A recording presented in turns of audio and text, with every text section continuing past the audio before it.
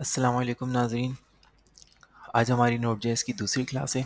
Last class में हमने ये देखा था कि हम एचटीटीपी के मॉड्यूल को कैसे यूज़ करके एक वेब सर्वर क्रिएट कर सकते हैं, जिसके थ्रू हम रिक्वेस्ट को सर्व कर सकते हैं और अपनी रिक्वायरमेंट के हिसाब से रिस्पांस सेंड कर सकते हैं ब्राउज़र पर।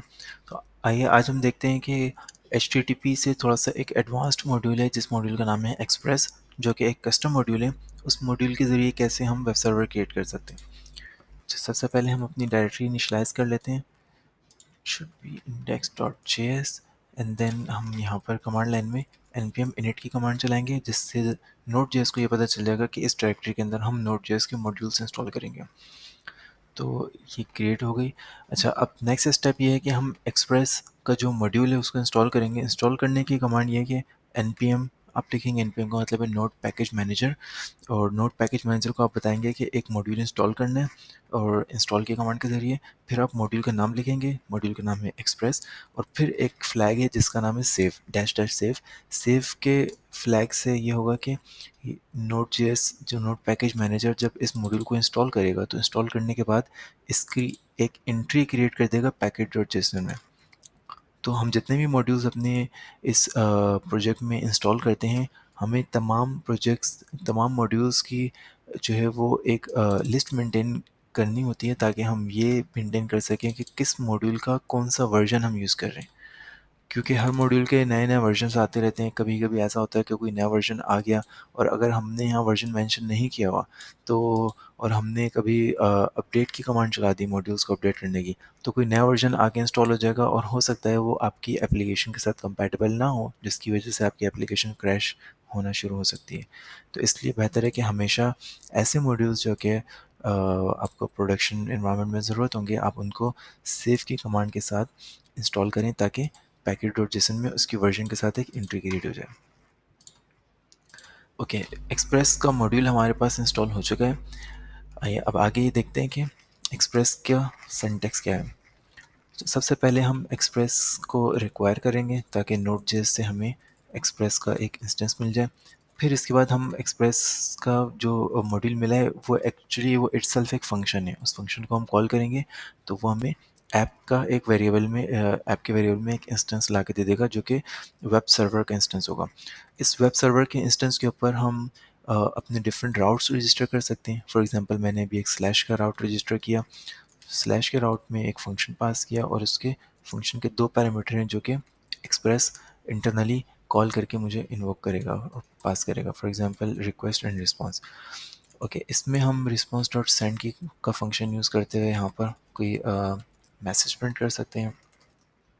हम यहाँ से कोई फाइल भी रिटर्न करवा सकते हैं, कोई डेटा भी रिटर्न करवा सकते हैं। ये हम आगे जाकर इंशाल्लाह देखेंगे।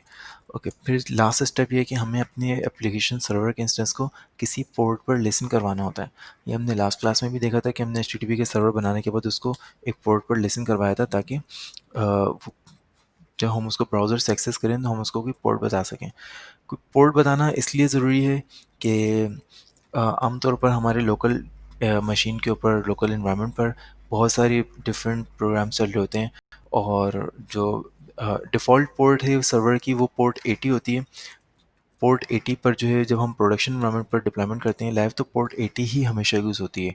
तो लेकिन लोकली हमारे पास पोर्ट 80 आमतौर पर रिज़र्व हो जाती है दूसरे सर्वर, अपाचे सर्वर हो गया, या एनजिनिक्स है, या कोई और एप्लीकेशन है जो पोर्ट 80 पर हो सकता है चल रही हो। इसलिए हम कोई डमी ऐसी पोर्ट यूज़ करते हैं जिसके जो अमूमन आमतौर पर कहीं इस्तेमाल नहीं हो रही होगी। ओके, फिर हम एक मैसेज प्रिंट कर देते हैं कि सर्वर स्टार्टेड एट पोर्ट 2020। इससे हमें पता चल जाएगा कि सर्वर स्टार्ट होने के बाद एक्सप्रेस जो हमारे इस फंक्शन को कॉल करेगा, तो हमें पता चल जाएगा कि अब सर्वर इनिशियलाइज हो चुका है।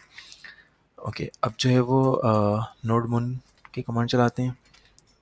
नोड मुन जो है इंडेक्स डॉट जेएस की फ़ाइल को रीड करके उसको स्टार्ट करके इसने हमारा लॉग प्रिंट कर दिया। अब अगर हम ब्राउज़र में रिफ़्रेश करें, तो हमारा मैसेज यहाँ पर डिस्प्ले हो रहा है। Okay, this is an express server. मैं अब मैसेज चेंज करके सिर्फ ये चेक कर लेता हूँ कि नोड मुन ने रिफ़्रेश कर दिया। हमने यहाँ पे रिफ़्रेश किया तो लेटेस्ट मैसेज आ गया। ओके, चलिए एक और राउट बना के देखते हैं। इसको हमने कॉपी किया, हमने कहा यहाँ पर टेस्ट, और मैसेज चेंज कर दिया हेलो टेस्ट। तो अब आप देखें कि एक राउट हमारा है जो कि रूट स्लैश को टारगेट कर रहा है, दूसरा राउट ऐसा है जो कि स्लैश टेस्ट के नाम से एक जो पाथ बनेगा उसको टारगेट कर रहा है। अब अगर मैं स्लैश टेस्ट लिखूँ यहाँ पर तो मुझे डिफरेंट मैसेज मिल रहा है। इसी तरह मैं अगर टेस्ट को आगे से हटा दूँ तो मुझे एक डिफरेंट मैसेज मिल रहा है। तो इसी तरह हम अपनी एप्लीकेशन में जितने राउट्स की हमें ज़रूरत पड़ती रहेगी, फॉर एग्जांपल हमें लॉगिन के राउट की एक ज़रूरत पड़ेगी तो हम यहाँ पर दिस लॉगिन पेज कर सकते हैं। एक हमें रजिस्टर के राउट की ज़रूरत पड़ेगी। तो इस तरह हमें होम पेज के राउट की, होम पेज के लिए आमतौर पर स्लैश ही यूज़ करते हैं हम लोग। अबाउट, कॉन्टैक्ट, ये डिफरेंट जिस तरह जितने राउट्स आपको चाहिए आप डिफरेंट राउट्स बना के और सबको रजिस्टर करवा सकते हैं और हर राउट पर आप डिफरेंट कोई ना कोई कंटेंट और मैसेज रिटर्न करवा सकते हैं।